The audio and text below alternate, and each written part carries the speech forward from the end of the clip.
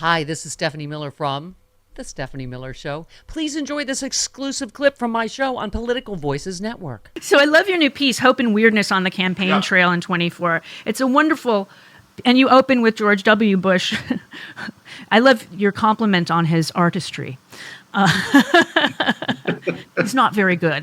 We'll just put it that way. But yeah, he said when Donald was speaking at his inauguration that was some pretty weird ass, and he was right to say that. Give credit where it's due. The man nailed it. It's like that was it. If Democrats at that point had picked up on, you know what, why don't we just call it all weird instead of trying to get everyone angry all the time.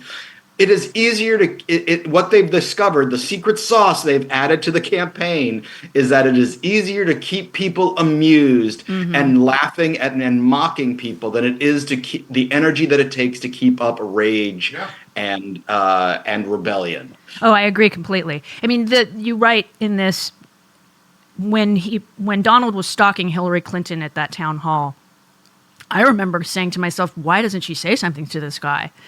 Yeah. It was gross, and it was creepy, and it was weird.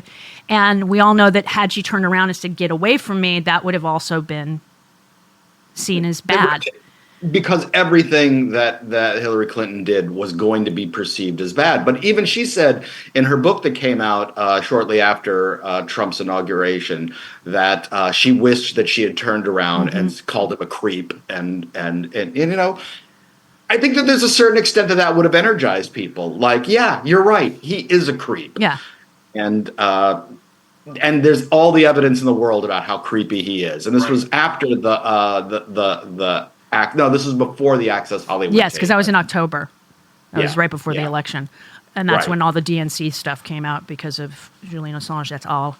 No, I mean, J.D. Vance is weird.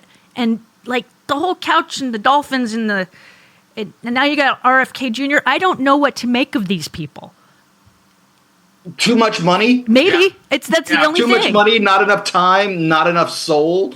I mean, it's really hysterical in a way to watch all of these people just show who they are and no longer being seen through a filter of, yes, we know they're a threat. We know that they are a threat.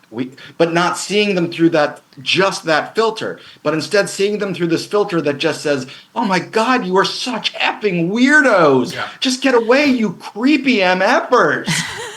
No, you're absolutely right. It's maybe it is just too much money because J.D. Vance is very wealthy, and obviously a Kennedy is a Kennedy, and then Donald is supposedly wealthy.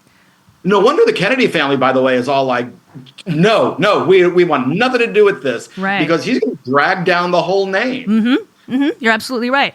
And you also commented on Kyle Rittenhouse, who has made a 180, which was within like minutes practically. For those of you that don't know, Kyle Rittenhouse on Friday or Saturday tweeted, because I still dead name that place, tweeted out that he wasn't going to vote for Donald Trump because Donald's bad on the Second Amendment. Since when? Other than bump stocks being banned? What else? I mean, I don't see him bad on that. What else does he have in his life, Kyle Rittenhouse, other than guns? Exactly. Very true. And so the cat turd, one of our favorites, said, oh, bye, I'm not going to, I'm blocking you. I don't want to have anything to do with you anymore. How dare you after we've done all these great things for you. And literally within hours, Kyle Rittenhouse came back and, I talked to Donald's people and blah, blah, blah, blah, blah. And you said, live your life so you never give a single S of what Kyle Rittenhouse's opinion is on anything. And I agree with that. And first of all, you got to love that somebody from the campaign, it's so annoyed Trump that he sent somebody from the campaign to talk to Kyle Rittenhouse. And I don't know if they threatened him or paid him off or whatever.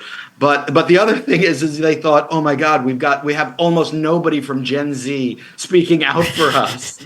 So let's not lose this one pathetic little example of Gen Z. Yeah, they really do want killers to be, representing them. I mean, because he is a killer. I mean, how many felons or accused felons do you want in your campaign? All of them. Alleged killers. Well, he was found innocent, but he did kill somebody. He killed people. That doesn't mean he's a murderer, but he did kill them. They are dead because of his actions. He just wasn't found guilty of that as a crime. He was a killer. He's a killer. And he killed, ergo he is a killer. Exactly. He just didn't get convicted of said crime. Are you uncomfortable with calling Kyle Rittenhouse a killer, Chris? I'm uncomfortable with the legal ramifications of it. I don't Killer? No. No. Okay, how about shooter in the facer?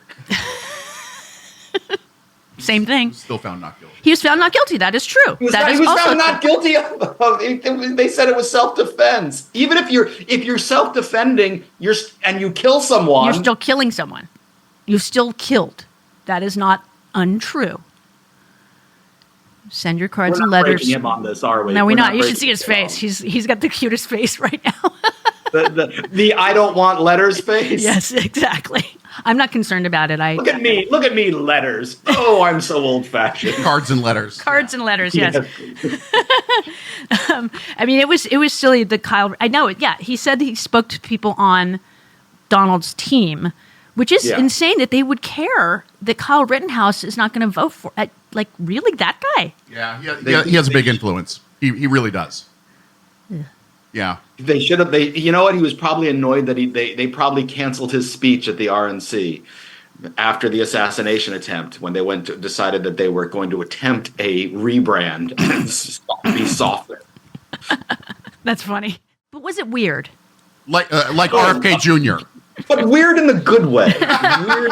Not weird, and I'm dropping a dead bear in Central Park way. No. Although who knows where the evening might have gone. No, I mean, I love what It's the city that never sleeps. I love what you threaded after the bear story came out. You said, "I'm calling it. He wanted to F the bear." I think you're right.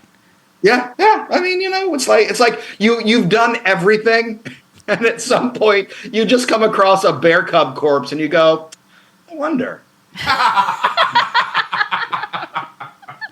But then you end up at Peter Luger's for too long, and even you can't go that far with the bear necrophilia. Okay, so I asked this earlier. Right. He had the bear corpse in his truck. Right. Presumably, he took the truck to the valet because Peter Luger's doesn't have a parking lot.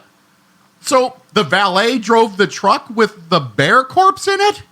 Was it a truck or I think it was a trunk of a car. I don't think it was a truck. Okay. I thought he said truck. Even weirder. Yeah, it's just strange. No, I think it was the trunk because All right. he even said, I guess halfway joking, like he had to go to the airport and he couldn't leave it in the trunk at the airport. There you go. Okay. For the time he was going to be gone. So, I mean, now you can park on the street near Peter Luger. You can park right across the street from Peter Luger. All right.